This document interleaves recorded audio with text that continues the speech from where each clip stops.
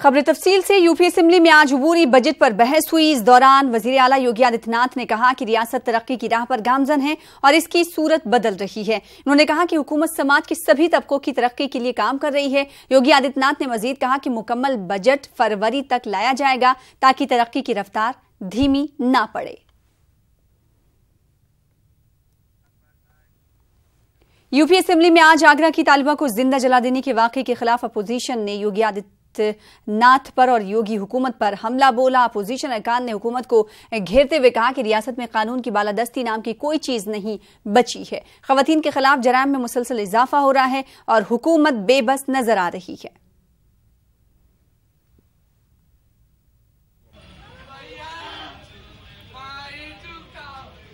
उस लड़की को जिंदा जला दिया गया और उसने दम तोड़ दिया।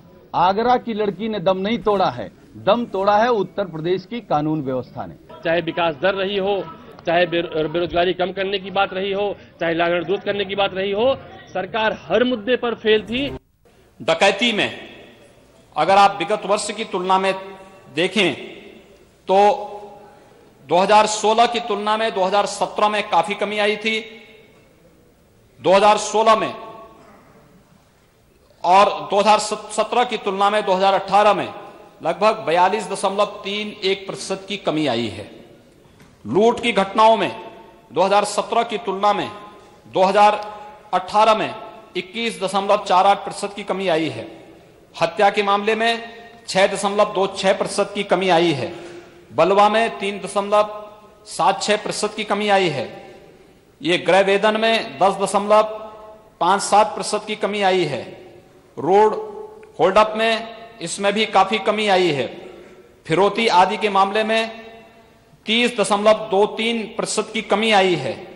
दहेज मृत्यु में 3.32% की कमी आई है और बलात्कार की घटनाओं में 8.12% की कमी प्रदेश के अंदर इन सभी अपराधों में दर्ज की गई है। यह स्थिति तब है जब हर हाल में हर प्रकार की एफआईआर को दर्ज करने के निर्देश हर पुलिस थानों को प्रदेश सरकार के द्वारा किए गए हैं।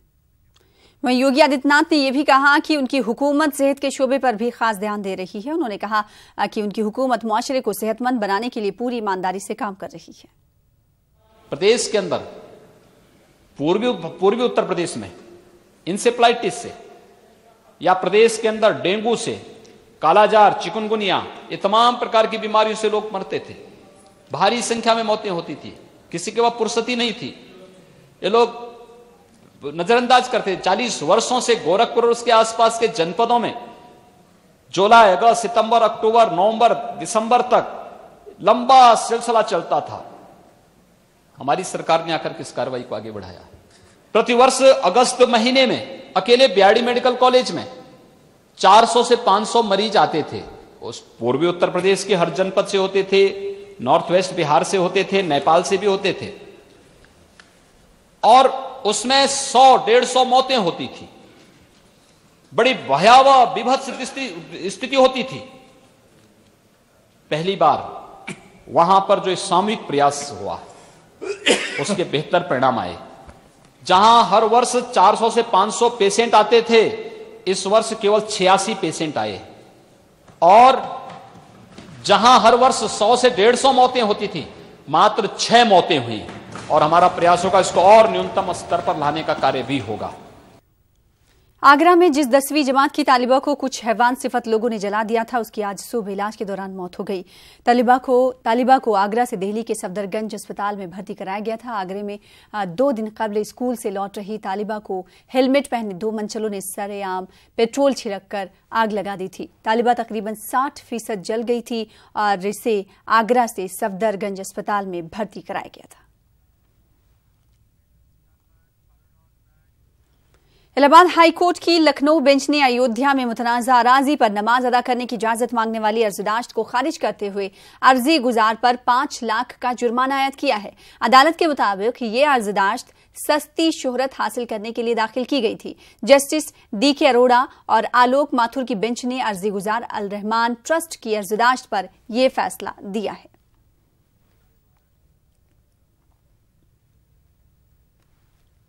गोवर्धन पीठ के पीठाधीश्वर स्वामी उदक्षितानंद ने राम मंदिर के मामले पर बीजेपी की सियासत को तनकीद का निशाना बनाया है। इलाहाबाद कुंभ मेले में भूमि पूजन तकरीब के दौरान मीडिया से बातचीत करते हुए स्वामी उदक्षितानंद ने कहा है कि मुल्क में राम मंदिर के नाम पर समाज को हिंदू मुसलमानों के दरमियान तकसीम करने की कोशिश लगातार की जा रही है। उन्होंने मजीद कहा कि मजहब की सियासत में बीजेपी कभी कामयाब नहीं हो पाएगी।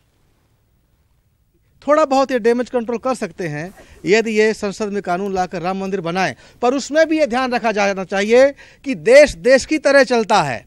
नफरत के बुनियाद पर न समाज चलेगा, न देश चलेगा, न कानून चलेगा।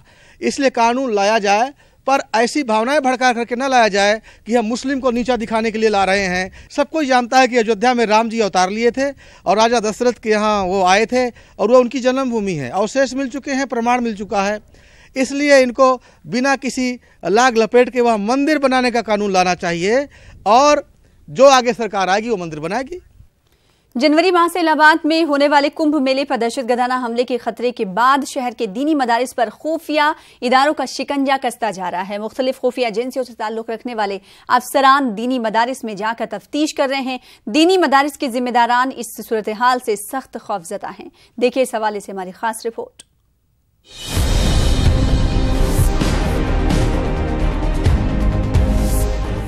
गुज़िश्ता 9 दिसंबर को रियासती पुलिस ने इलाहाबाद कुंभ मेले पर दहशतगर्दाना हमले का अंदेशा जाहिर किया था।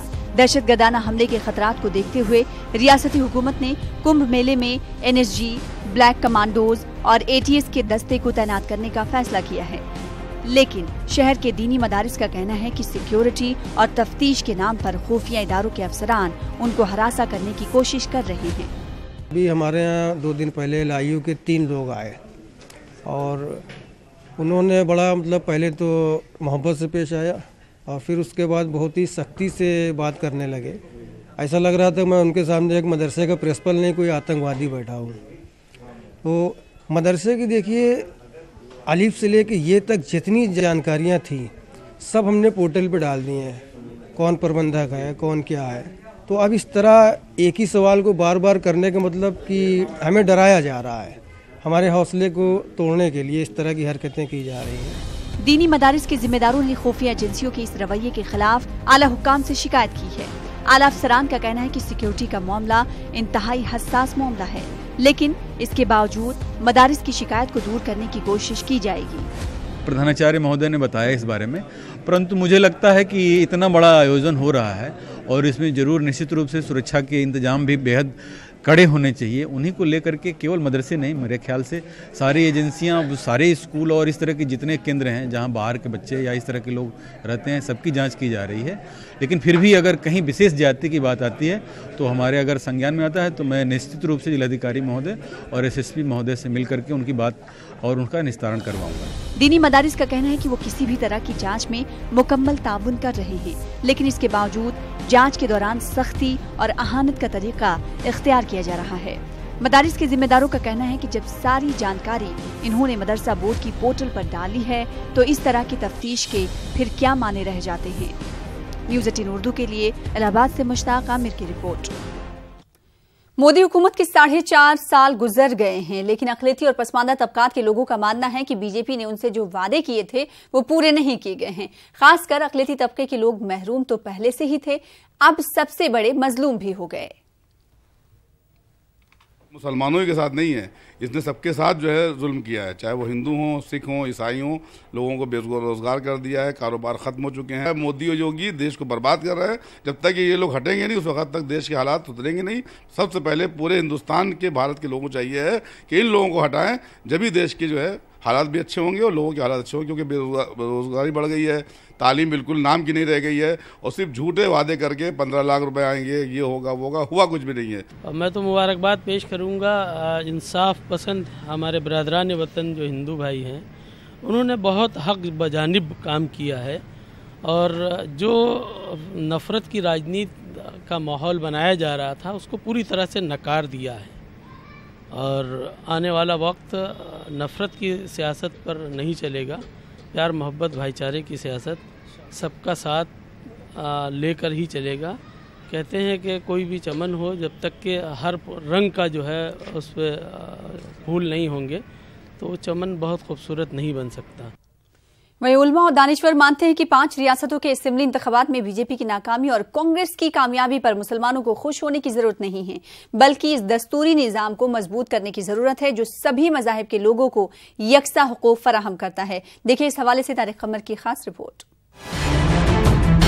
कातिल नहीं बदले, कभी खंजर नहीं बदले, सरकार बदलने से भी मंजर नहीं बदले। हुकूमतें आती हैं चली जाती हैं, कोई जुल्म बहुत करता है, कोई कम जरूर, लेकिन अक़लियतों और दीगर पसमानदा लोगों के लिए बेज़रर कोई भी नहीं।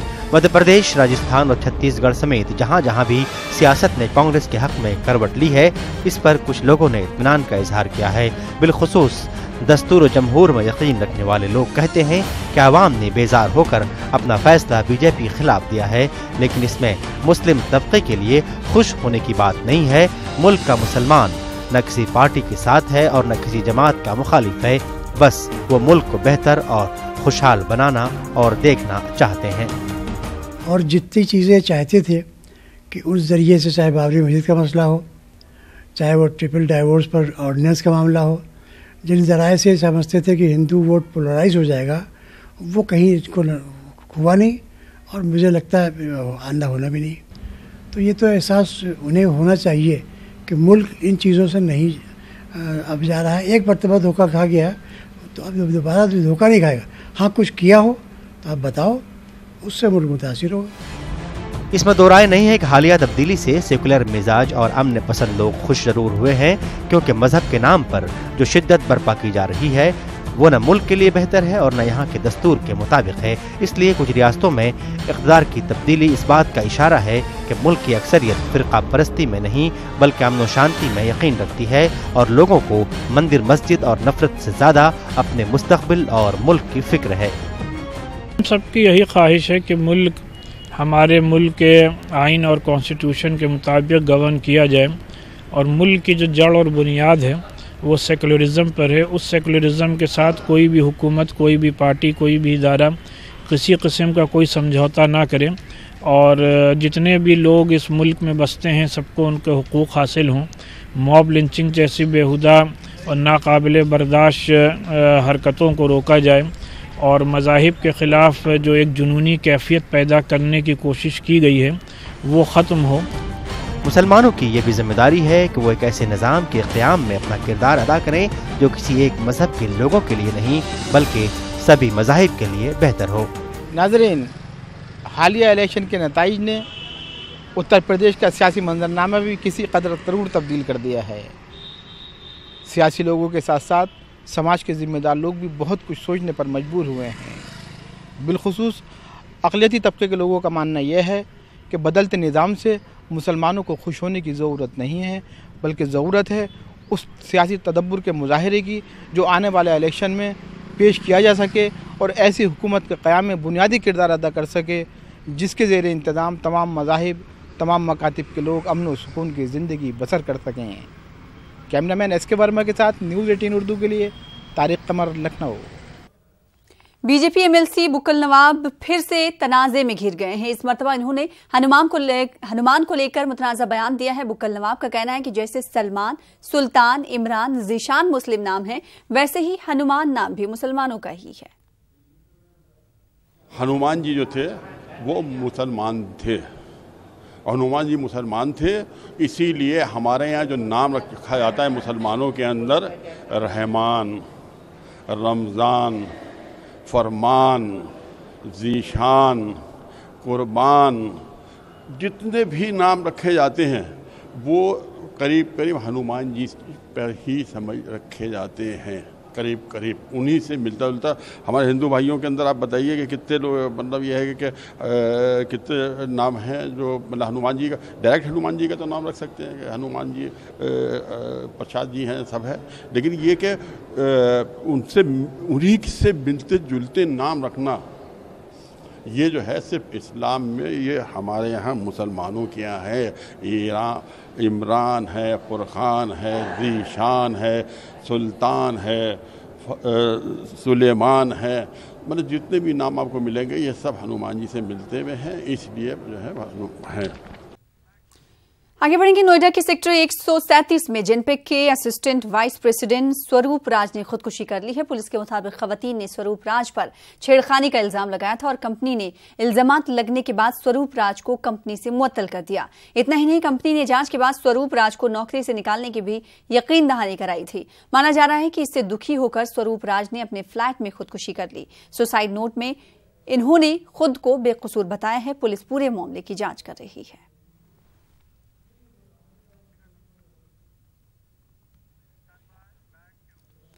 अलीगढ़ मुस्लिम यूनिवर्सिटी तलबा यूनियन की जानिब से गुज़िश्ता रोज निकाला गया एहतजाजी मार्च अब बीजेपी को खटक रहा है। मार्च में तलबा ने कश्मीर में सिक्योरिटी फोर्सेज के जरिए मारे गए आम शहरियों के खिलाफ एहतजाज दर्ज कराया था। आज बीजेपी यूथ विंग के जिम्मेदारों ने अलीगढ़ के एसएसपी से मुलाकात करके एक अर्जदाश्त पेश की, जिसमें कश्मीर के पत्थरबाजों की हिमायत करने वाली एएमयू तलबा यूनियन पर मुल्क मुखालिफ मुकदमा कायम करने का मुतालबा किया गया।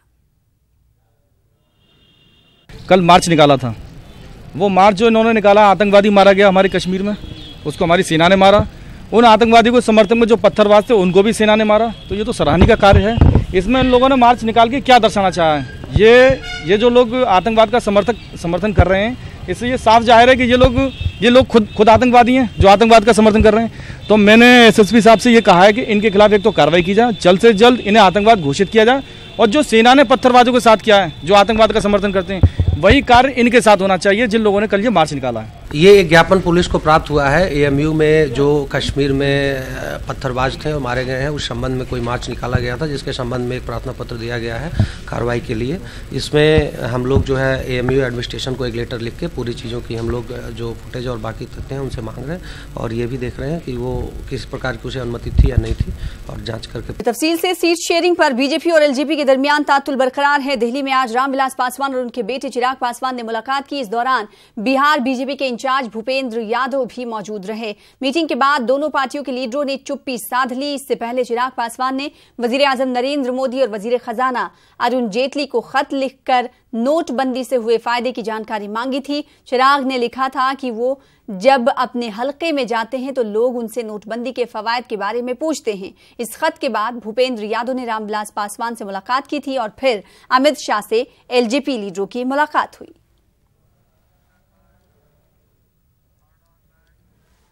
आरएलएसपी सरबराह उपेंद्र कुशवाहा ने आखिरकार अजीम इत्तेहाद का दामन थाम ही लिया। साथ ही नरेंद्र मोदी और नीतीश कुमार को शदीद तनकीद का निशाना बनाया। दिल्ली में कुशवाहा ने यूपीए की मीटिंग में शिरकत की, जिसके बाद इन्होंने राहुल गांधी की शान में कसीदे भी पढ़े। कुशवाहा ने पढ़ाई, कमाई और दवाई का तज़किरा करते हुए कहा कि मोदी हुकूमत ने अपने वादे पूरे नहीं किए। कुशवाहा ने यह भी कहा कि एनडीए में उनकी तौहीन हो रही थी। वहीं इन्होंने नीतीश पर हमला करते हुए कहा कि इन्होंने उनकी पार्टी को तोड़ने की कोशिश की। प्रेस कॉन्फ्रेंस में Congress leader Ahmed Patel, RJD leader Tejashwi Yadav के अलावा जीतन राम मांझी और शरद यादव मौजूद थे।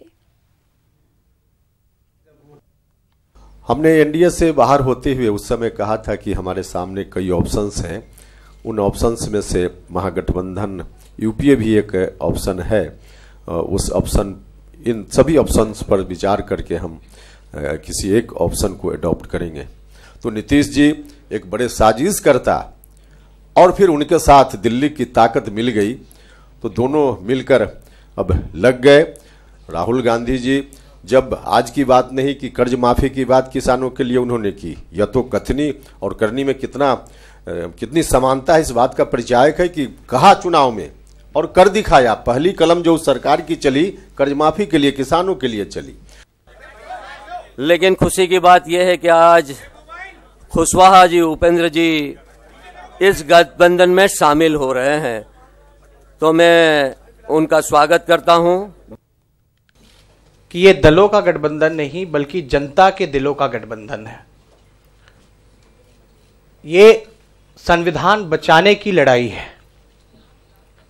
ये देश को बचाने की लड़ाई है।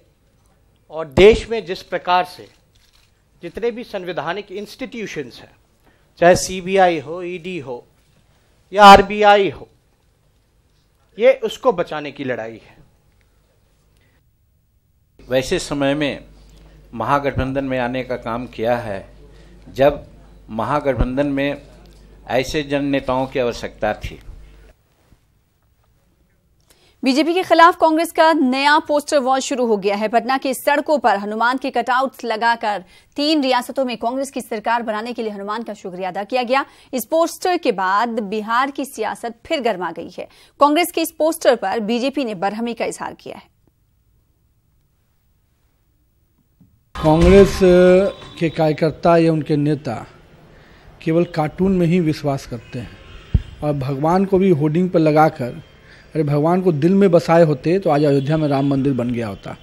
हनुमान जी हों या राम जी हों, ये जरूर देख रहे हैं कि आज लोग राजनीति के लिए उनको भी किनारे करने को तैयार।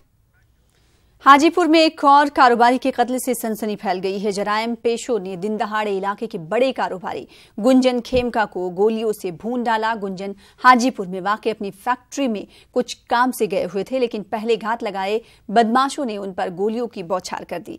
फायरिंग में उनका ड्राइवर भी जख्मी हो गया है। दिन दहाड़े कत्ल की वारदात से एक मरतबा फिर बिहार में लॉ एंड ऑर्डर की सूरत हाल पर सवाल खड़े हो गए हैं।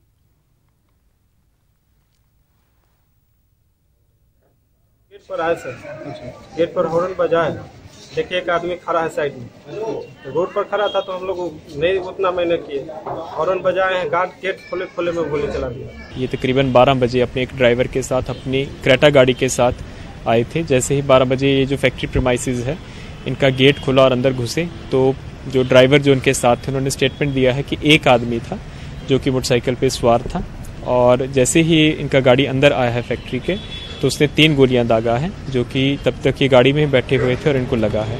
अपराधी उनको धमकी दे रहे थे और उन्होंने सरकार से अंगरक्षक सुरक्षा देने की गुहार भी लगाई। आईआरसीटीसी घोटाला मामले में साबिक वजीर रेल लालू प्रसाद यादव को दिल्ली की पटियाला हाउस कोर्ट से राहत मिली है। अदालत ने लालू यादव के सीबीआई और ईडी दोनों ही मामलों में 19 जनवरी तक उबूरी जमानत दे दी है। अदालत ने राबड़ी देवी, तेजस्वी यादव और दिगर मुलजमीन की उबूरी जमानत में भी 19 जनवरी तक तौसी कर दी है।